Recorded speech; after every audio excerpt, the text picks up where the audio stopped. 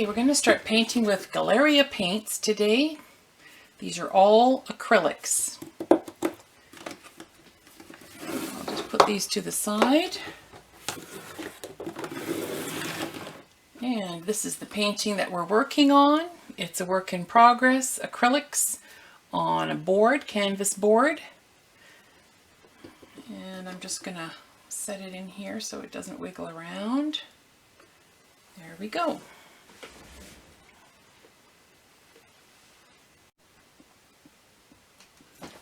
Okay, let's begin painting. I've mixed up some titanium white with some cadmium yellow and yellow ochre of the Galeria Winsor & Newton paints. We'll shine a little bit more light on there. And I'm just going to add some little splotches of color that need a little bit of brightening up.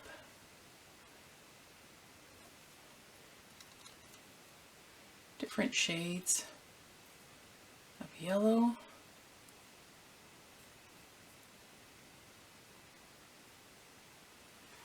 Like so.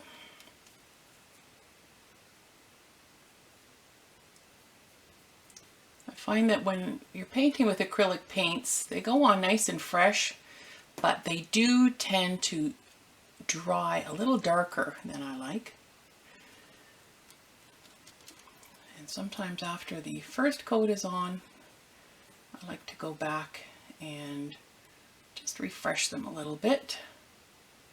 And now I'm adding a little bit of highlights down by the horizon. In my view, the sky would get a little bit lighter. Perhaps the sun is setting among the trees and therefore the sun is lower in the sky. I'm going to just keep my yellows over here in this part. I'm not going to put them everywhere on the whole painting, but just down near the horizon where the trees are. Do I want a little bit here? Perhaps just a hint of the sun's glow setting for the night.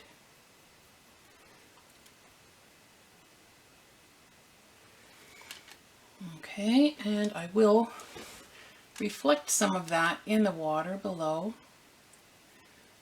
Again, this is just impressionistic. I'm not trying to replicate a photograph. That would be too easy. Leave the photography to the photographers. And art, I think, is subjective, and we should just have fun with it. Let the light dance across the water.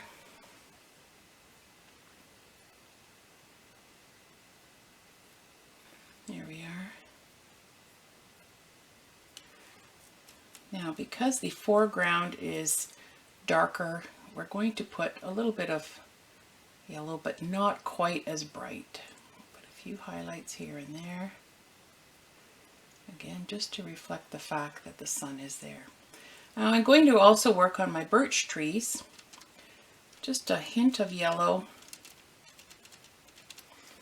And if I can imagine the sun coming from the middle, I'm going to highlight a little bit more on my birch trees, just to give the indication that the sun has found a spot on the rim of the trees.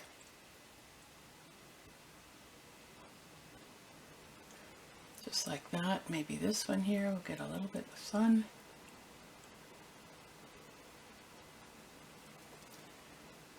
And this one here. There we are. Maybe up here a little bit. Oh yeah, that looks great.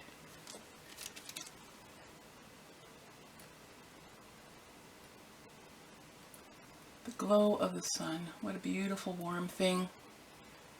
Something we really appreciate when we don't have the sun out very often like we've had here in this very cold Canadian winter. Thankfully spring has arrived. The snow has melted. Even saw a few rabbits jumping around on the grass today. A little bit more white just to brighten it up.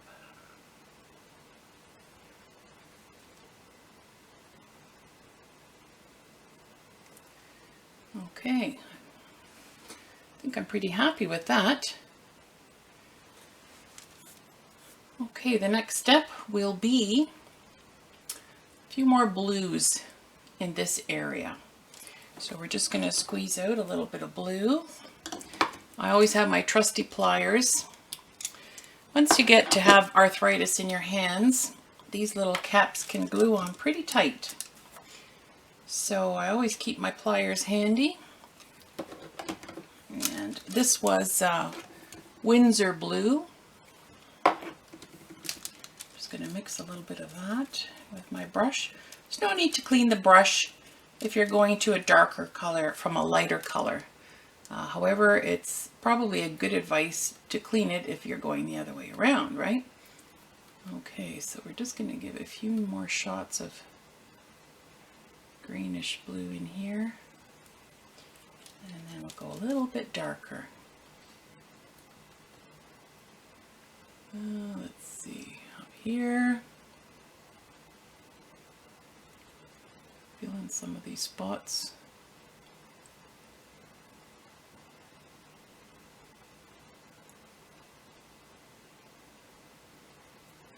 Have a nice little blend of blues.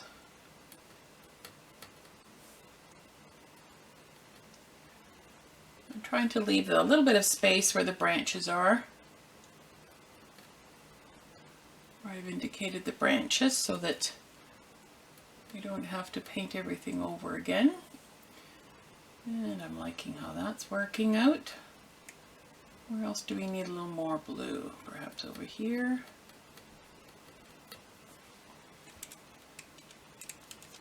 And maybe up here we'll have a little touch.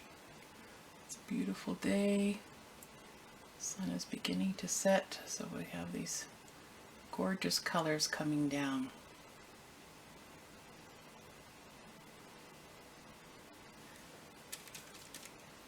And perhaps a few more down here.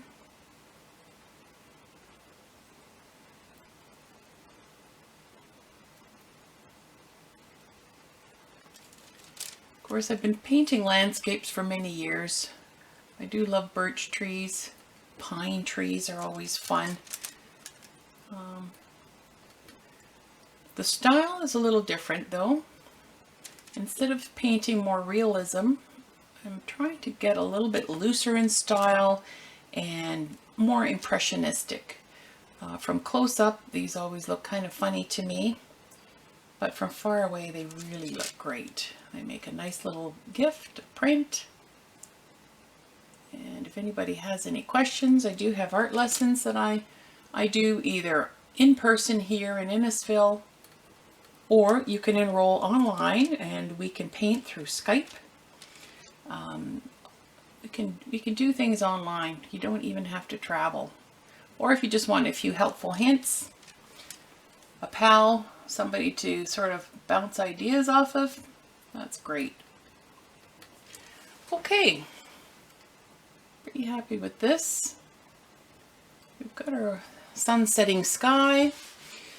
I'm going to clean my brush now. Just wipe that off. It's great that these paints are water soluble, so you can clean them with water. Don't thin them with water. If you need to thin the paints, you can use a medium for that.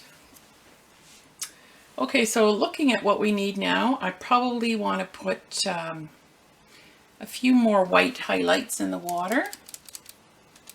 And I'm going to hold my hand for support and just graze the top.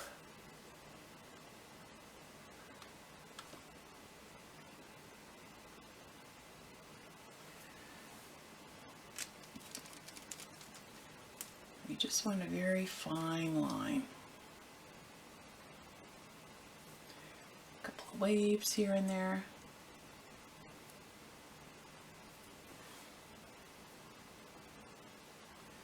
Okay. We need to go back in here, a few spots.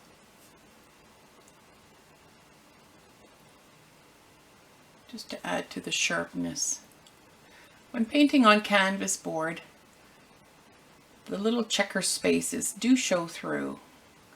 Now that's something that some people like a lot, some people don't. I don't mind it because it adds to the artistic effect of the painting. Okay, now let's clean that brush again.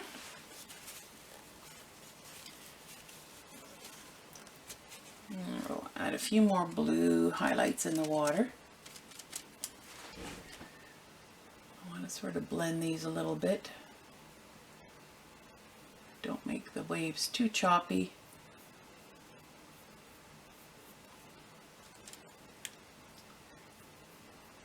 Very relaxing painting. I find it very relaxing.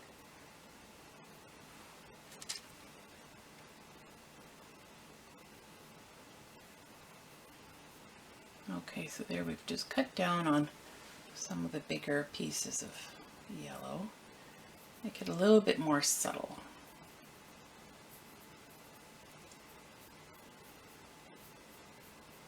There we are.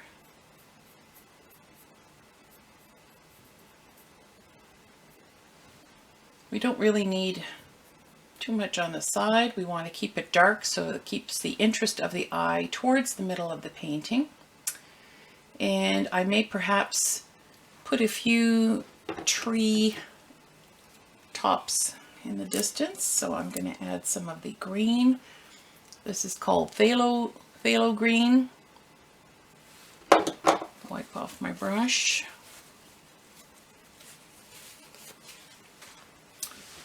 Okay, so we're just going to put some treetops in here.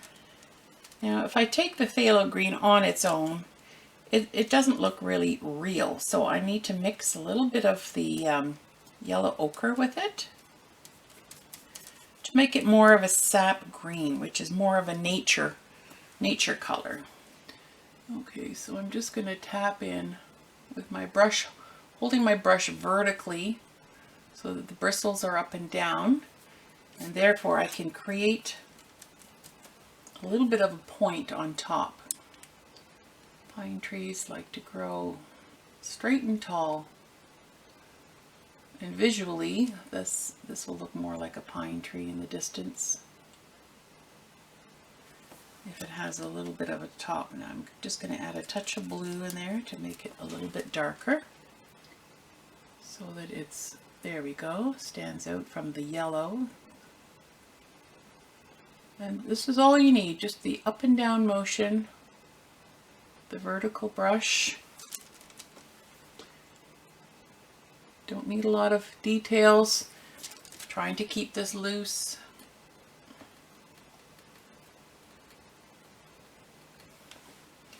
How are we doing there? More down here. Might go a tad darker.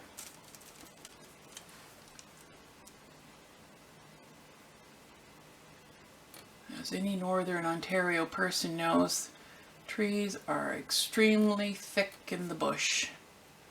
Very hard to get around sometimes. And since we're just coming into the beginning of the fall here, we're going to just keep the colors in the foreground. There we are. I'm thinking I like that. What else do we need to add? I'm thinking perhaps we can add just a touch more red to give it a highlight. So I'm going to clean my brush because now I'm going to a different color.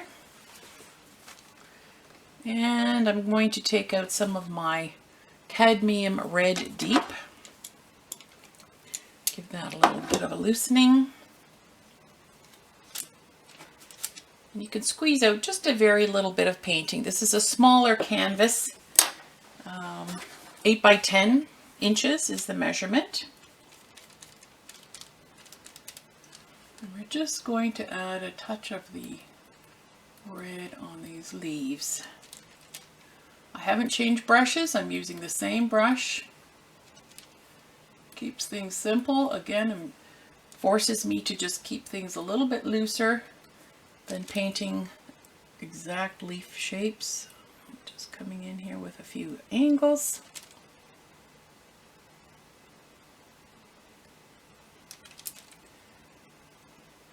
we are. You can use different strokes. Make your strokes count. You can use a wiping motion. You can use a tapping motion. So we can just sort of tap the brush on whichever direction. I might put a little bit of yellow in there just to add some color. I hope you can pick this up good on the video. Let's see, a little bit of white. And don't worry about mixing right on the fly. Not everything has to be pre-mixed. It is a time saver, but with acrylics, they often dry out very quickly. And sometimes I have shorter painting sessions, so I don't need to squeeze out a whole big amount of paint. I think we need a little bit of red right there. Okay, we want to keep the eye moving, so let's see where else we can use it. Maybe one right here. I'm going to add a little touch of white just to give it some movement. Oops, too much white. Okay, well, no problem. We'll just take some off. Okay, where else do we want to see a leaf? Do we want it in front of this tree or behind the tree? I'm going to put one in front. Let's just say it's mid-flight and falling down like that. A little bit of yellow lead. All right. This is looking like a happy little painting. Love the colors, love the looseness. Okay. I'm wondering if I need to touch up some of the birch bark. I'm going to get a little bit of the black. Whoops. Get the pliers. The damage in the birch bark is one of the very recognizable features. So I'm going to just touch up a few places. Give it a little bit more depth.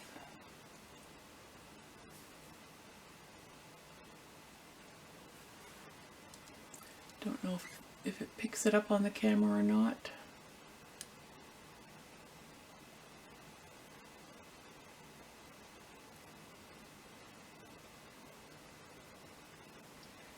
There we go. These little scars are what make birch trees so interesting. There's never two alike.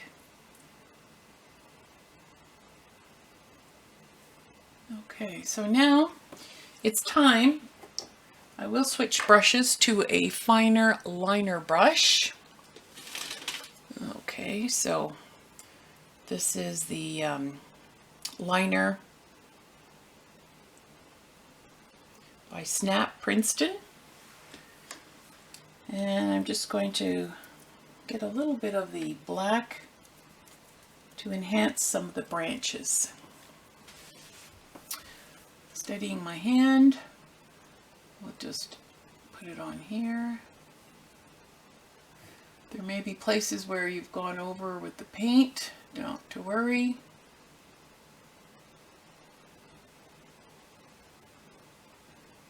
Just fill them in.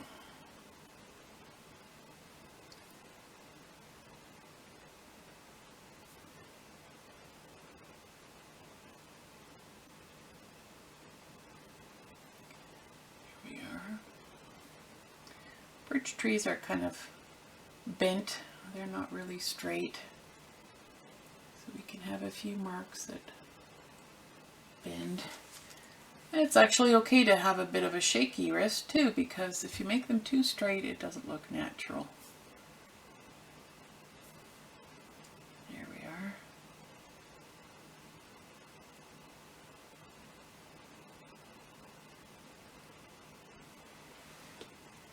Okay, and I think maybe one more up here, behind the leaf. This one too.